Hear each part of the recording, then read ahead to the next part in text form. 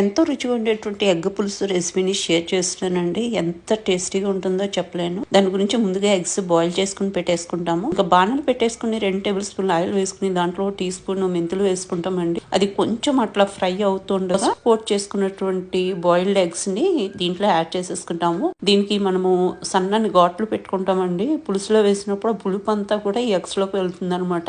ఇంకా దీన్ని మంచిగా రొటేట్ చేసుకుంటూ ఫ్రై అవనేస్తాము. అప్పుడు ఏంటంటే పాత్రకు అంటుకుంటాం అది ఉండదు. కొంచెం ఫ్రై అయిన తర్వాత వాటిని పక్క తీసేసుకుంటున్నాము. దీంట్లో ఒక 2 పెద్ద ఆనియన్స్ చిన్న ముక్కలుగా కట్ చేసుకుని అది యాడ్ చేసేసుకుంటున్నామండి. ఒక 5-6 పచ్చిమిర్చి కూడా స్లిట్ చేసింది వేసుకున్నాము. ఆనియన్స్ పచ్చిమిర్చిని కాస్త ఫ్రై అవనిస్తామండి. కొద్దిగా అట్లా ఫ్రై అవుతుండగా రుచికి సరిపడా సాల్ట్ యాడ్ చేసేసుకుంటాము. ఇంకా మొత్తం అంతా మిక్స్ చేసుకుంటూ కాసేపు ఫ్రై అవనిస్తామండి. మనకి ఆల్మోస్ట్ 70-80% చక్కగా మగ్గిన తర్వాత ఇప్పుడు కారం యాడ్ చేసేసుకుంటాం. నేను ఇక్కడ 1.5 టేబుల్ స్పూన్ కారం యాడ్ చేసుకుంటున్నాను. ఎందుకంటే పులుసులకి ఎప్పుడు కొంచెం కారం పడుతుందండి, లేకపోతే తీపి వచ్చేస్తుంది అనమాట కర్రీ. యాడ్ చేసుకున్న తర్వాత మొత్తం అంతా మంచిగా మిక్స్ చేసుకుంటూ 1 నిమిషం పాటు ఫ్రై చేసుకుంటాం అండి. ఫ్రై అవుతున్న క్రమంలో ఒక గుప్పుడు కొత్తిమీరని యాడ్ చేసేసుకుంటాం. ఒకసారి మిక్స్ చేసుకున్నాక మనము ఆల్రెడీ ఫ్రై చేసి పక్క తీసుకున్నటువంటి ఎగ్స్ అన్నిటిని ఇక్కడ యాడ్ చేసేస్తామండి. యాడ్ చేసిన తర్వాత ఒక గ్లాసు వాటర్ వేసుకుంటాము. వాటర్ వేసుకుని మొత్తం అంతా మంచిగా మిక్స్ చేసుకుని ఒక ఆరెంజ్ సైజ్ చింతపండు నానబెట్టి పెట్టుకుంటామండి. దాని నుంచి తీసిన పూర్తి జ్యూస్ కూడా ఇక్కడ యాడ్ చేసేసుకుని మొత్తం అంతా మంచిగా మిక్స్ చేసుకుని 10 నిమిషాల పాటు దీన్ని మంచిగా ఉడకనిస్తామండి మూత పెట్టేసి. After 10 minutes